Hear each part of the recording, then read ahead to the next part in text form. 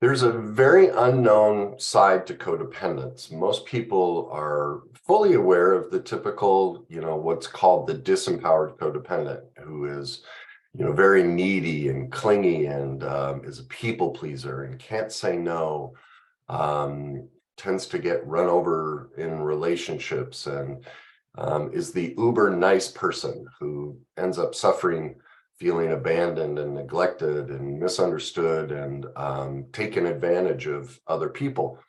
While that side is very prevalent and very normal, what very few people understand is it has its polar opposite, what is called the falsely empowered codependent. And it's been my life experience that the reason people struggle in relationships and struggle in life is because they're not aware of it. The only person I'm aware that has even, discovered this or talked about it is a lady named Pia Mellody. To me, she's the foremost expert in codependence. And if you've never heard of her, if you've never read her book, Facing Codependence, then you don't know about codependence. And when I see people teach and talk about codependence, they only talk about the disempowered. And what they don't realize is, there is a polar opposite, the falsely empowered. And what our society holds up as the well-adjusted, successful adult in almost all cases is the falsely empowered codependent. These are your CEOs. These are your people who've achieved the most. They are doers. They are achievers. And people are completely unaware of how dysfunctional. I say that as lovingly as possible. We're all perfectly imperfect. We all have wounds and imperfections. And our society is just vastly undereducated about this side of the dynamic. And as I said, if you're unaware of this, it makes relationships nearly impossible. It's why I think the divorce rate is so high, is because people don't know, at least it's been my life experience, we've all been raised codependently, and we either adapt as the typical disempowered or the falsely empowered. The old opposites attract. What you usually have is the disempowered love addict with the falsely empowered love avoidant. And if you're unaware of that, that's probably why your relationships, your marriage, your friendships, your coworkers, everything is such a struggle because you don't know about this dynamic. So that's what I'm going to tackle today is, give you the basics of this dynamic. Again, I learned all of this from Pia Mellody. She's retired now, but she has a center called the Meadows in Wickenburg, Arizona. She has, 3 books out, and it's my personal opinion. If you have not read her 3 books, Facing Codependence, Facing Love Addiction, and Intimacy Factor, your chances of having a loving, successful relationship are nearly impossible. I literally believe that every college student, the first class they should take is on those 3 books. It is that important to learn about these dynamics if you want to understand relationships and what how, as she calls, a moderate and mature relationship looks like. And so hopefully you'll walk away from this with a much deeper understanding of why you've struggled in relationships. And if you've been with someone like this, life will make sense and you won't feel so alone, but you'll also have an idea of what's been happening, and maybe it'll spur you to, as I always, invite people, is go become an expert. That's the only way we can turn these dynamics around, as we have to learn about them. So I'm just going to get right into it and describe some of the main characteristics of the falsely empowered codependent. And one of the main things they do is, well, there are many main things they do, but they will deny their own feelings. They tend to see feelings as a weakness, and they will tend to have a lack of empathy for others' emotions. These are the people that, say, I just leave my, feelings out of the boardroom. Well, that, first of all, that's a complete lack of understanding of how the brain and body works. Every thought we ever have, doesn't matter what it is, starts with an emotion. We know that neuroscientifically. So the person in the boardroom who thinks they're just thinking their way through a situation doesn't recognize that it's actually their emotions, and the emotions mostly from childhood, that are influencing every single thought and decision they make.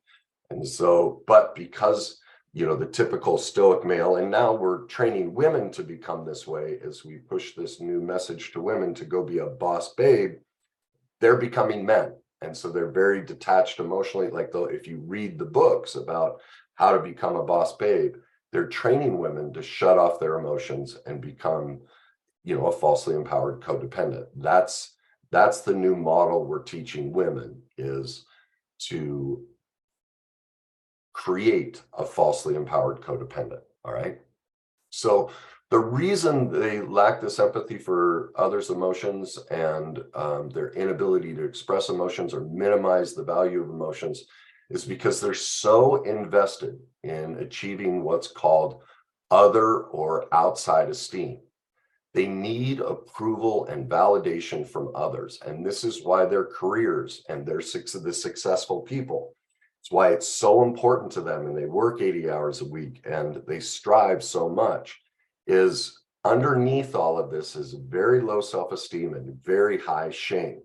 And so the way they cover over that is through exterior achievement, exterior pursuits. So their primary focus is what's called outside intensity. I'm going to get into what creates this falsely empowered codependent. It all starts in childhood.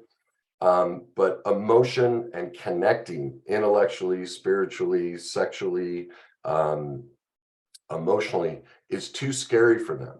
And so they put all their investment in outside pursuits, meaning anything else is more important than the relationship, because a relationship would require an emotional investment, and that's much too petrifying for them. So most often it's their career that they make their primary focus, or it's their outside pursuits and hobbies. These are the people that have to stay busy and always be doing something. They can't sit still. They can't be present in the moment. They can't just be. They have to do. They are doers. And if you take that doing away from them, all of those suppressed emotions, all the pain from childhood starts to surface. Well, as I said, I'll get into how parenting created this falsely empowered codependent.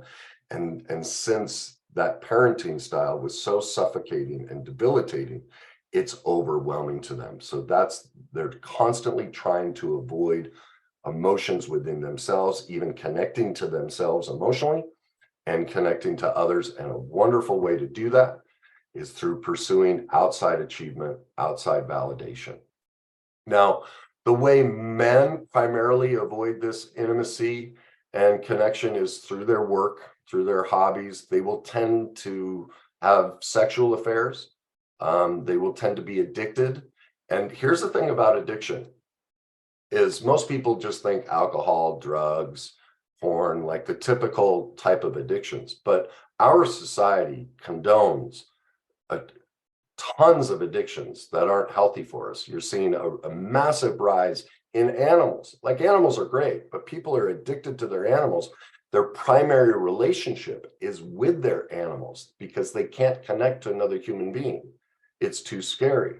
You see this with working out, with dieting, all of these different, it can be a cause that, is a very, loving cause, whether it's church or some sort of support group or something like that. But, addiction is at its core. Addiction is an attempt to soothe intolerable emotional pain. And so, like I said, our society condones many addictions. It's great if you work out. I don't mean to disparage anyone, but David Goggins, the former, is he a Army beret, or, he's in the military. He's massively addicted to, like, he'd do these 100-mile marathons in one day, and the next day it'd do a 200-mile, extreme training event. Like, it's just this addiction to constantly destroy himself. Because if you knew his childhood history, which he talks about openly, his dad was horrifically abusive. So now he's just turned that abuse on himself. He's now the perpetrator of his own self-abuse, which is, what happens. So addiction, I make this point because most people only think, the extreme addicted person who's on the street and, is broke and destitute. Almost everybody on the planet is addicted to something. And our society just condones most addictions and says these ones are healthy. But at the core is what happens if you take that process away. And usually there's loneliness, emptiness, there's a tremendous pain. And that's the heart of the addiction. It's not just a pursuit they enjoy, it's a pursuit they need. Okay. So that's what men tend to use, and they'll use money and intellect and charm or gifts to control and manipulate and have power over others, because that's at the heart of this other side of codependence. It's a power dynamic. Whereas the disempowered, just think of the terms, disempowered, the typical codependent gets run over. The falsely empowered is all about control and all about having power over somebody. So those are the primary ways that men use their false empowerment over other people. Women, on the other hand, primarily use sex or dangle the carrot of sex. You see that, Instagram, Facebook, provocative pictures. Some are, salacious and act on it, but many the women will primarily use suggestive sexuality to gain power and control over somebody. Women use their kids most often. They hyper attach, they over focus, they over connect and smother, and they have a primary relationship with their children because it's a power dynamic. Our children have to give us what we want, but to actually connect to an adult is too scary. And so, you're seeing more men do this again with the shift in society, but that's primarily what women do. You'll see this on Facebook. The child is graduating from 6th to 7th grade, and the mother, exclaims, "Oh my God, my little baby's leaving me." Whether they recognize it or not, they're losing power. Their child is growing out and being independent. I saw one woman on Facebook who spent the first week of college with her daughter, and her posts were like this long, detailing everything they did. She couldn't let go. She had a primary addicted relationship to her daughter and wasn't going to let that go, and was lamenting the loss of this relationship. Well, that's not our job as a parent. A healthy, intimate connection with our child is one where we give them the skills and tools to go off on their own. We don't want them trapped with us, connected to us. A healthy, mature parent raises a child to separate and to pursue life on their own. They don't try and keep them next to them with that level of connection. Women also tend to connect more deeply to animals. You see this in dating profiles. Women will, most of their pictures are about their animals. Most of their comments are about their animals. Their animal is everything to them. Well, again, that's an avoidance of, it's a power dynamic, because no matter how badly you treat your animal, or if you're gone, that animal is always at your beck and call the second you walk in. It's a power dynamic. You never have to give. You only have to give when you want, but the animal always gives to you. That's not healthy intimacy. That's an avoidance of intimacy. Women will tend to have more emotional affairs, but that's changing too as we, train women to become, more masculine and take on the traits of the typical love avoidant and falsely empowered codependent male. They will also get sick and hurt. And this is hard for people to hear. They're like, "No, I got sick and hurt. It has nothing to do with my emotions." Well, we know, the medical community has done an incredible disservice to the world because they only focus on biology. There's study after study after study. Do the research. Nearly every single health condition is because of an unhealed emotional situation. Almost all health issues, whenever you're sick or hurt, there's something going on emotionally that's not being dealt with. I talk about that in my book, how I didn't know this. This was, and most of this getting sick and hurt is subconscious, but my mother was an alcoholic. And I'll never forget the day I made this connection before I did all the research and found out how true it is. Um, for once I found out my mom was an alcoholic as a kid, for years, I was in and out of hospitals. I was constantly sick and hurt. Finally, one day, my back went out and I was in the garage. I was stuck on the garage floor and I was screaming at my mom to come help me because my rafters or my crutches were up in the rafters. And finally, I screamed out, and I'm going to swear here, pardon me, but this is exactly what I said was, you selfish son of a bitch, when are you going to stay sober long enough to take care of me? And I still get chills. I just got hit. In that moment, I realized, oh my God, after all the years of being sick and hurt, this day was the first, the one and only time my mom was drunk. I realized in that moment, I had been making myself sick and hurt for years to control my mother's drinking, because if I was sick and hurt, she wouldn't drink. Now, again, that's a whole different topic, but this is a primary way. Both men and women do this, but women primarily who, can't connect emotionally. They'll get sick and hurt because it's a way to get care without investing back. It's a wall, and that's at the heart of the falsely empowered codependent, is a wall. And they're always using techniques to keep that wall up. Okay.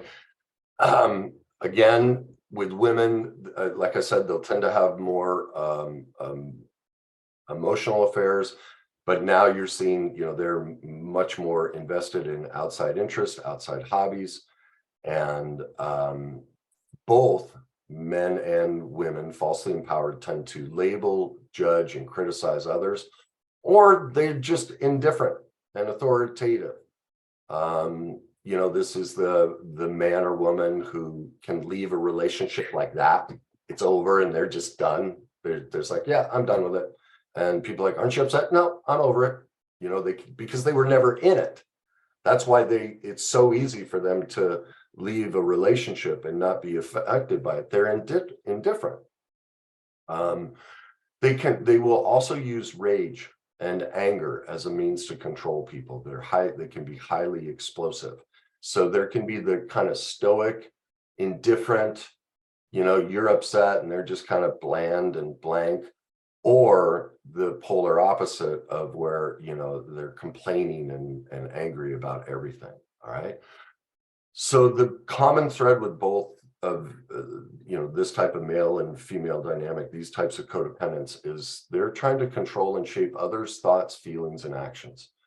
And they do anything possible to avoid emotional, physical, intellectual, and sexual intimacy to keep control and distance. Or if they are sexual, it's a very detached, they can't connect intimately.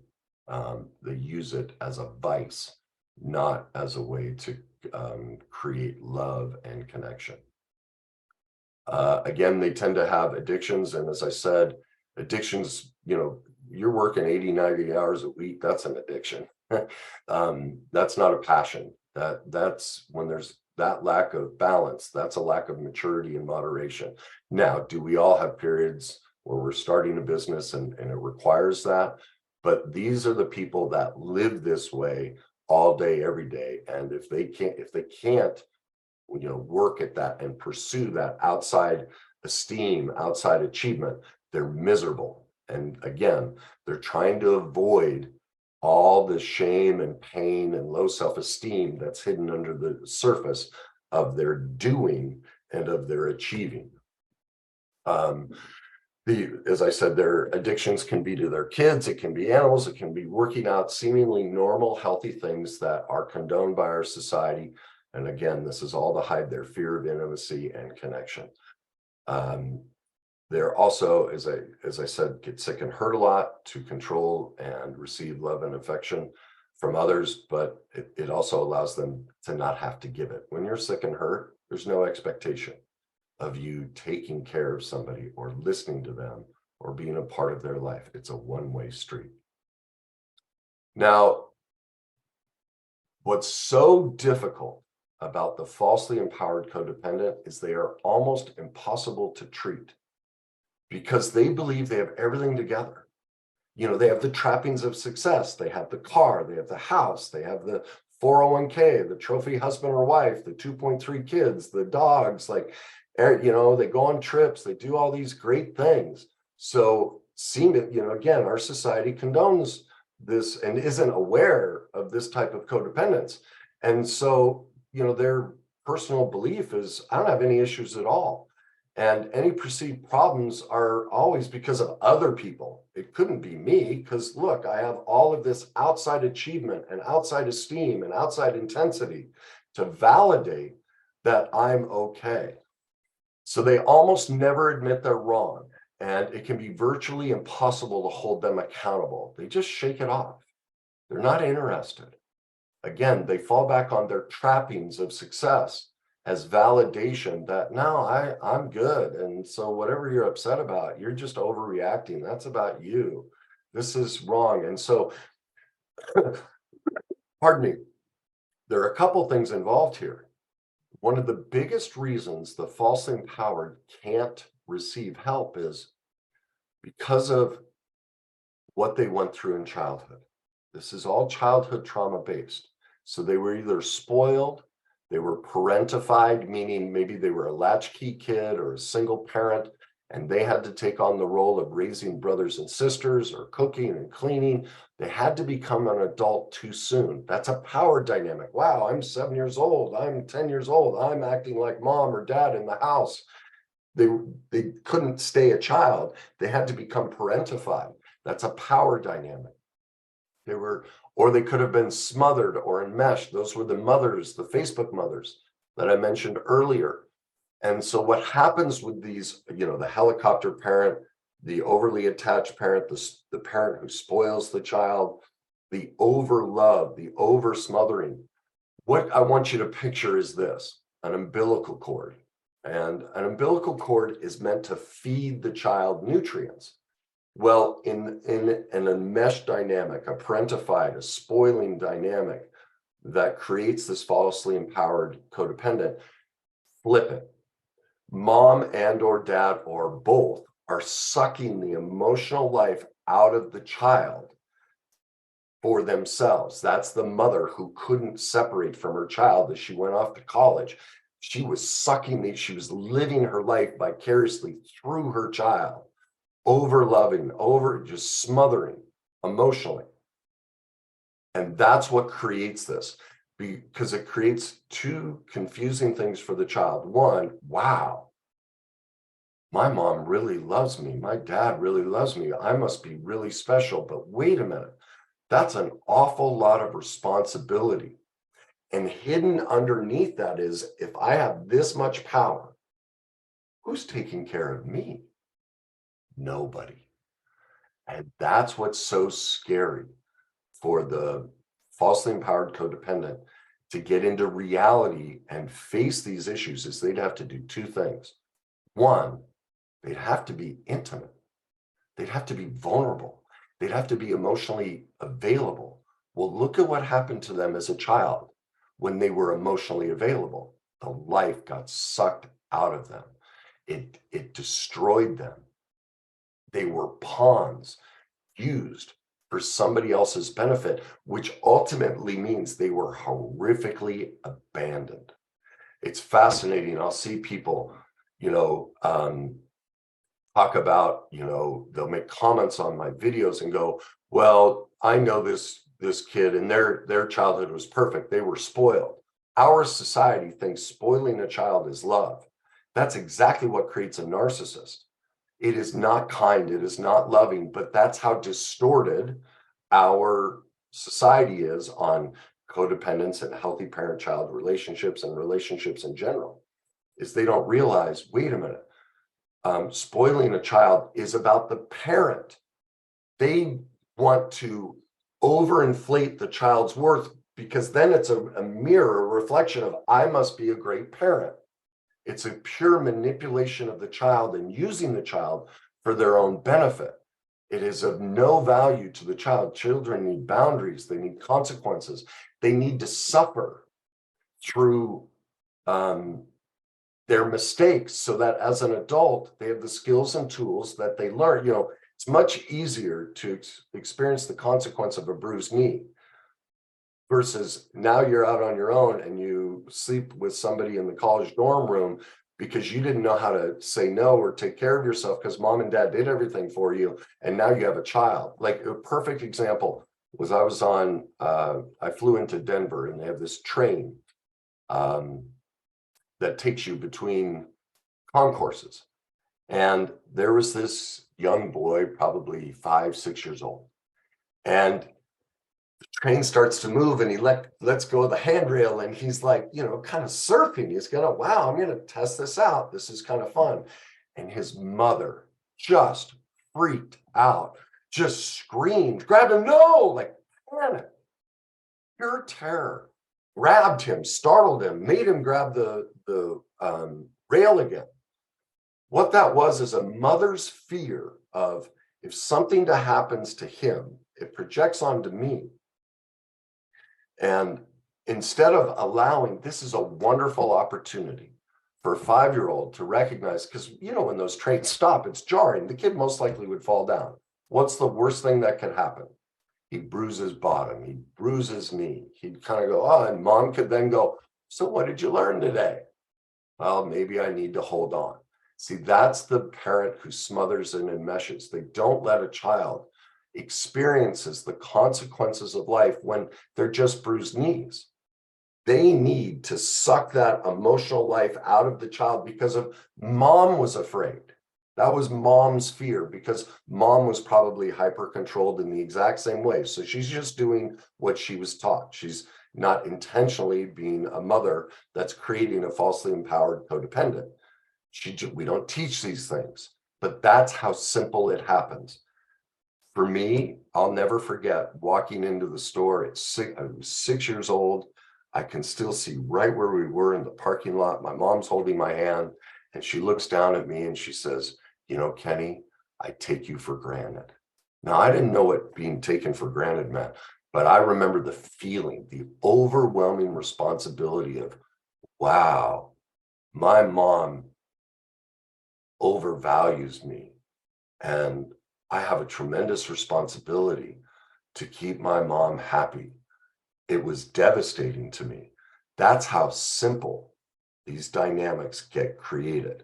My mother's intent was to be loving and kind, but since we don't know how to properly affirm a child and show our love, we, in many cases, inadvertently create these dynamics, okay? So that's why it's so hard for the falsely empowered to get help, because to get help means they'd have to re-experience that sense of vulnerability. Well, that was the loss of their life, their emotional life. It was too costly. And so they create, to hide that deep, low self-esteem and shame, they create this false persona, which was mostly projected onto them by mom and dad, that they're better than, that they're above it all, as a way to protect feeling all of that. Also, the cost of it was so severe as a child, they'll do anything to avoid it. And that's why they have so much outside intensity. That feeling for them is overwhelming, where the typical disempowered, they were primarily abandoned and they'll do anything. They're very easy to treat. They're very successful in treatment because they just want to figure it out. The falsely empowered doesn't even want to admit there's something wrong because that would put them in that weakened, disempowered state that their emotional life was sucked out of them, and they do everything to protect that. And that's the facade they create. And that's why they become so successful. All right. So because so few people teach about this or even are aware of the falsely empowered codependent, what many people don't realize is they incorrectly assess somebody as a narcissist or label them as a narcissist when in fact they're a falsely empowered codependent. They look almost identical and they act almost identical. They're very similar. Now there's some key distinctions, and I have a video on my YouTube channel titled, Are They a Codependent or a Narcissist? Where I break down the differences between the two. But there's this new rise in, calling everyone a narcissist, and very few of them actually are. We are really raising a society of, there is more narcissism, that's true with social media, but many are misdiagnosed or mislabeled as a narcissist because people aren't aware of, this falsely empowered codependent. So if you think you've been with a narcissist, I urge you, educate yourself more deeply on the falsely empowered codependent, because in most cases, that's who you're dealing with. So now I want to talk about the 5 levels of codependence that Pia Mellody identifies, when this holds true for either the disempowered or the falsely empowered, and how the symptoms of codependence show up in every adult's life. And the first one is a lack of self-care. The second one is a lack of boundaries.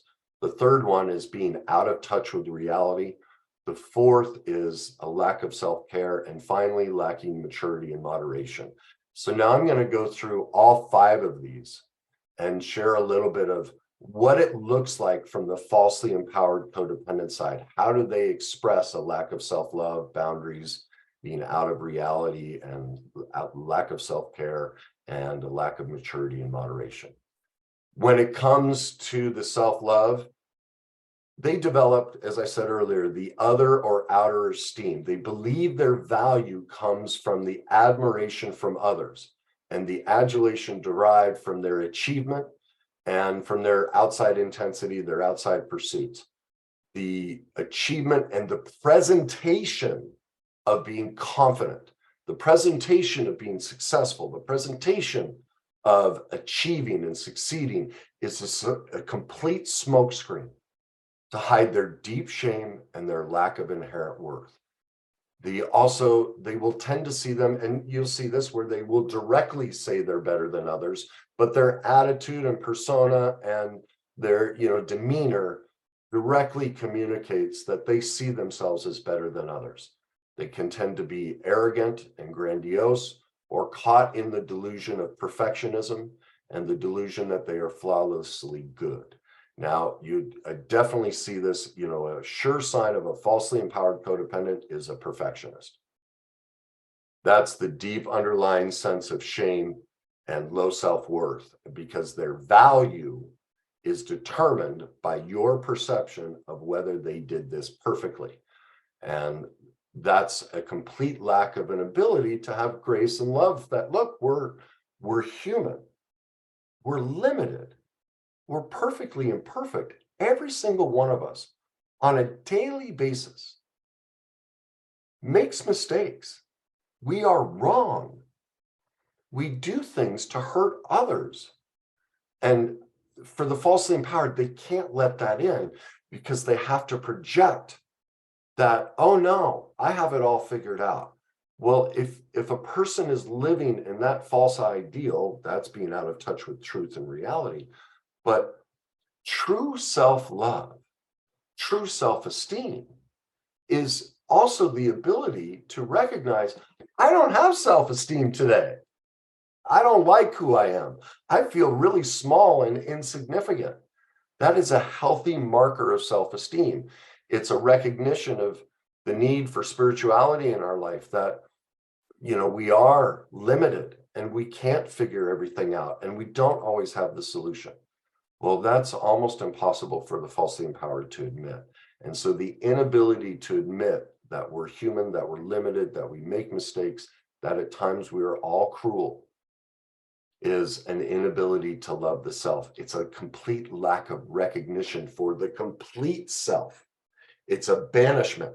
This part of me, I will not look at, I will not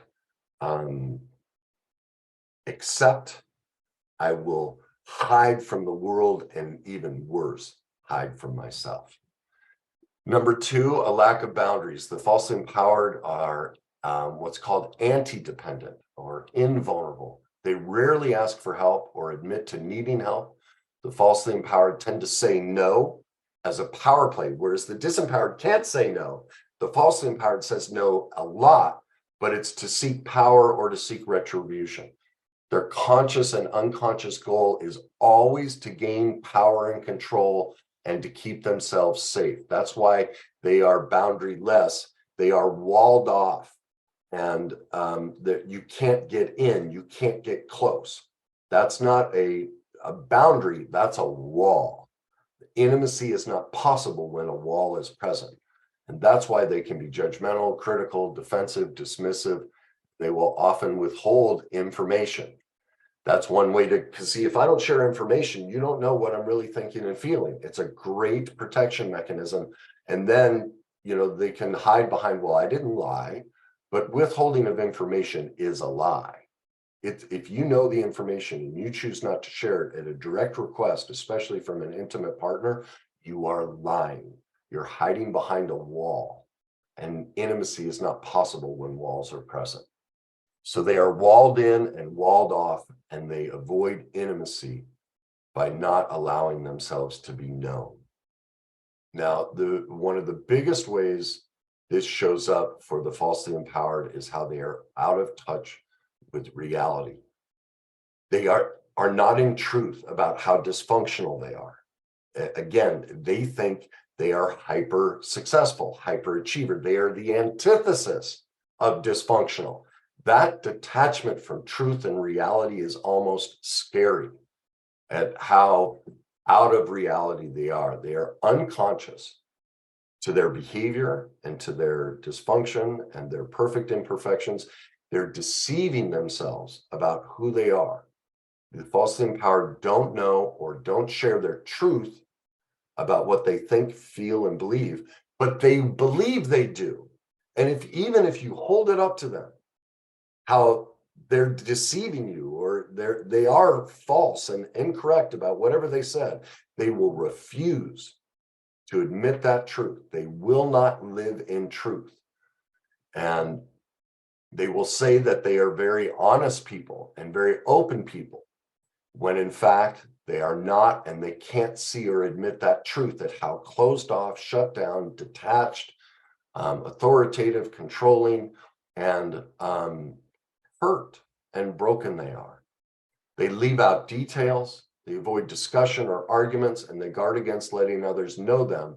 But again, as I said earlier, the worst part of this is they don't even know themselves. They're defending against knowing themselves, yet they think they know themselves inside and out. That it's so hard to get them to see that and see that their behaviors and their actions, that they are not in reality of who they are and their effect on themselves or others. Their deep shame core gets covered over by their achievement and an overinflated belief in their competency. They use their success to deceive themselves that they're doing well in life. They stay busy to avoid reality and connection. They believe they are better than. They will resist recovery, rarely getting professional help because they don't think they need it. So if you're with that partner who says, oh, I don't need to talk to those guys, or women are crazy, none of that makes sense. Like that's a falsely empowered codependent. They will not succumb to anything that requires vulnerability or challenges their false reality. There is a massive wall to any outside input that might challenge the false persona and character they've created through the use of their outside pursuits, achievements, and outside intensity. As I said earlier, what's so sad is they're almost impossible to treat because they're so out of touch with the reality. And that pig-headedness, many people will often see them or mislabel them as a narcissist. They are very similar, but again, if you want to learn the difference, I'd encourage you to check out my YouTube channel and watch the video, Are They a Narcissist or a Codependent? Number 4, they lack self-care. The falsely empowered are needless and wantless. They won't ask for help because they don't think they need it. They don't want to, also, they don't want to appear weak, and therefore they tend to avoid interdependence, which is the free-flowing exchange of intellectual, emotional, spiritual, and sexual intimacy. It's usually top down, one up, walled off. You're constantly pursuing, they're constantly withholding. They don't want to appear weak because that would shatter the false image that they've created. So they tend to be disinterested. They're highly forgetful. They tend to be late all the time. A person who's late, that's all about power. People who are late are exercising power, and it all goes back to childhood of how they were enmeshed with and engulfed with by their parents. And so the only, their response to that is to keep somebody waiting. At the last minute, they make the choice to run back inside and send off this email. That's all about power. And because they're detached from reality, they won't admit that's what it's about. They know, I just get crazy busy. They have all of these defense mechanisms to stay out of reality of how their behavior is about control and power over everybody else. Okay. So they will tend to be dismissive, or even become angry at the request to care for others. And again, the way they lack self-care is the only way they know how to get care is to then create illness, get sick or hurt. That way they can get someone to care for them without being weak, without being vulnerable, and having a mutual exchange of intimacy. It's a manipulative power dynamic to get others to care for them.